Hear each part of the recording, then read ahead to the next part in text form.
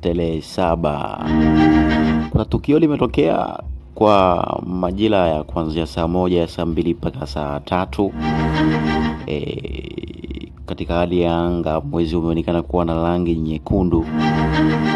Hii ni moja inatabiliwa kutokana na kila mtu, yani kuna baadhi ya watu wanaongea maneno ya kuamba ya ufikiri, kila mtu anavyofikiria au anavyoona. Kuna baadhi wamesema kwamba baadhi ya waumini au imani fulani hivi wamezungumzia kwamba huenda ikawa ni zile dalili ambazo zilishazungumziwa. Lakini pia huu mwezi au ile hali imeonekana katika pande nyingi sana, ikiwemo na nchi nyingine jirani pia. Tuseme kwa dunia mzima, labda tunaweza kusema, au pande nyingi sana zimeonekana katika nchi nyingi pia zimeonekana kwa pande za watu wengi pia. Lakini kiwepo na Tanzania pia imeonekana ile hali. Ile hali imeanza kuanzia mida ya saa 1, saa 2 mpaka saa 3 mpaka kwenye nyanja zile za saa 4.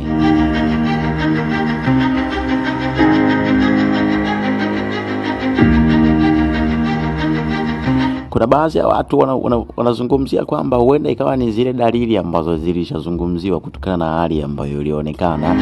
Lakini mimi nileta tafaruku kubwa sana kuleta mawazo mengi, kwa sababu sio katika hali ambayo inayoonekana kwa siku zote. Labda maana imezungumziwa kwamba kilikuwepo kipande kidogo kilichokaa kinaonekana kwa hali ya kawaida, lakini katika upande mwingi mkubwa sana ndio huenda katika upande mkubwa sana ilikuwa imeleta mabadiliko makubwa ya rangi tofauti ya siku zote. Na maanisha kama mwezi siku zote unakuwa mweupe, basi rangi kubwa au kipande kikubwa kilisheni rangi nyekundu, yani ni katika hali ya tahadhari. Sasa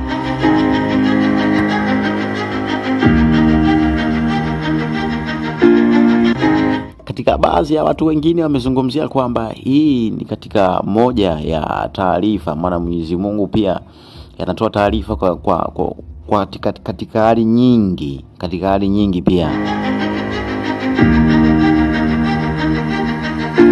Katika baadhi ya imani pia wamezungumzia kwamba hii huenda ikawa ni zile dalili za mwisho. Lakini wengine wamezungumzia kwamba kuna tahadhari kubwa sana, maana kwa kipande kikubwa kimeonyesha ni rangi nyekundu, basi kuna matatizo, kuna matukio ambayo yatakabiliana, yatakuwa kuongozana pia kutokana na changamoto au dalili ambayo imeonekana. Lakini pia wengine wameelewa kwamba ni moja ya tahadhari kwamba ni nyakati ambazo zinaenda. Imezungumziwa kutokana na matukio ambayo yaliyozungumziwa kwenye vitabu vya historia, kiapo kwenye mazingira ya vitabu vile vya dini, au hata pia wengine pia katika uelewa wameyaona katika nyanja zinazokuja au katika matukio ambayo yanayofuatana labda au yanayokuja.